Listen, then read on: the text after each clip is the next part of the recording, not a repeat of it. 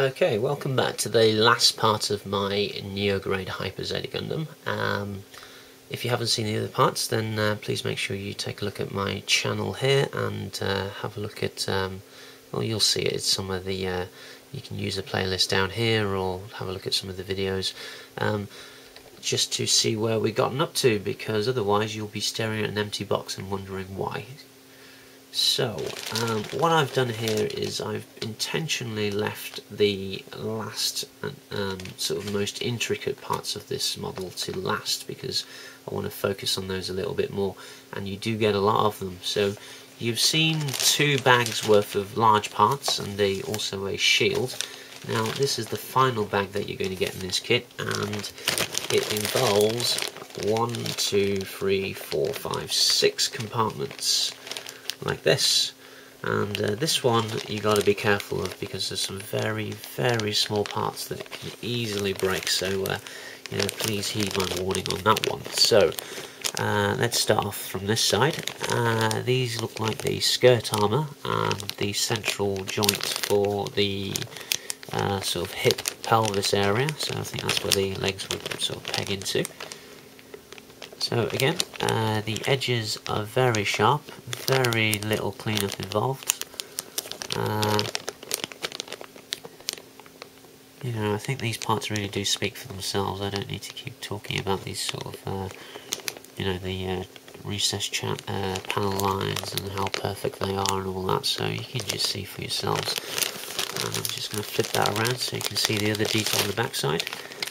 And that is what you don't see on a normal Bandai kit. You know, that would just be one blank part of, you know, blank plastic sheet. But here you're going to get everything. So if you take the time to paint all of these little sort of areas up, you're going to get some really cool detail showing through. So that looks like it's some of the skirts. This next part is the front of the feet, so you can immediately see how sharp and how pointed these are going to be.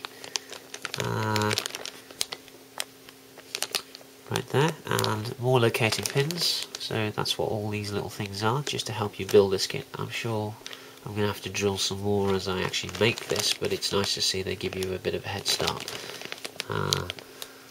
Okay, and here's some of the beginnings of some of these little intricate parts that I'm telling you about. So, you know, that can snap very easily.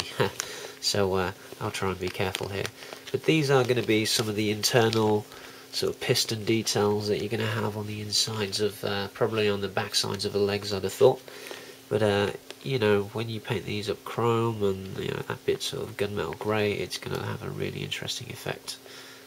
So it's not a working piston, but you know, it's going to look very nice.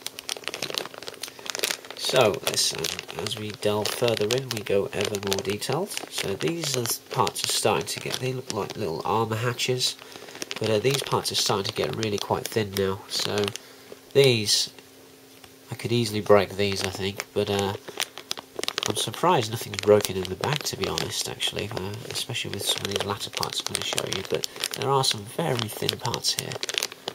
So there's the tip of the beam rifle by the looks of it, and I'll flip it around for you guys. So once again, there's the bottom of the feet. You'll never even see this when it's standing, but you know, even the inside of these vents, just some amazing detail with these recasts. Okay. Sorry, we were actually on this this sort of bag. So this is the back side of those little intricate bits of armour that I was showing you. Okay, and if that wasn't enough, let's go a little bit more intricate still. So here you're going to begin, well, you're going to be getting lots of little, I don't even know what, well, that's the hand with the handle, that's the face plate. You get 2 different types, by the way, one with the goatee and one without, and that's the head actually. So let's see if we can get a bit of a zoom in on that. So you'll be you'll be grateful to know that the head is moulded as one piece, so you're not going to get that seam line in the middle at the top of this crest, and you know, on the back of the head and all that, which is always quite difficult to clean up because there's a seam line there anyway. So you know, the head's one piece. That's cool. Sorry as I move this out of shot, but I'm just going to get this round to the side. I am trying to be a bit more careful with this bag. So there is a good look at, sorry, it was this one. So there's the other side of the head, and I wanted to show you the actual, there you go, that's what I wanted to show you. You get one version with the faceplate sort of standard, and you get another one with the kind of more to the like the original Zeta's goatee that you could paint a different colour. So you do get two different types that you can make. And I know on the box art they get you to do the one without the goatee, so that's it, quite interesting. So lots of little connector parts here that I really don't know what they're for just yet, but I'm sure we'll find out. Okay, and this one, the same thing, lots of little vents, front of a cannon maybe, or a beam saber. These are like little vents that you'll be able to stick on as inserts, and you know, give it that kind of layered painted effect without having to go through all that masking. So that's always nice to see. These little spikes go onto the top of the shields. Okay, now this is the final bag, I guess, and this is the one with the very, very tiny parts, and this is the one that can easily get broken. So there's the V-fin, and it is nice of Super G to actually do this little cardboard backing, otherwise that would have definitely snapped by now. So that's the V-fin. And again, a locating pin for you, just to help you out with the alignment of that. And then all of these tiny little, fins and little parts that you would stick onto the rest of the kit. So I don't know how well this is coming across, but that is literally that there, where there's a drilled hole right there. That is a seriously thin piece of part, and that would just snap in a heartbeat if you're not careful. So and I know where that part goes. That's one of the shoulder kind of handle areas where it can probably move up and down on the shoulder binders.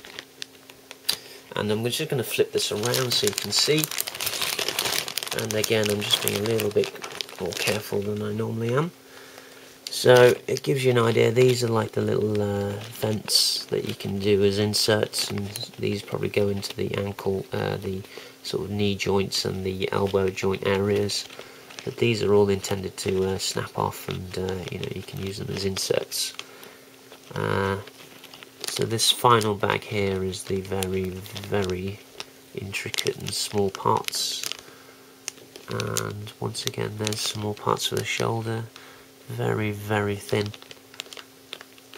But you know, the reason they do this is so you have all the detail you need to you know, you can make these painted a different colour, and it just gives you that all that extra detail. So once again, in reverse order, just going to run you through the parts again.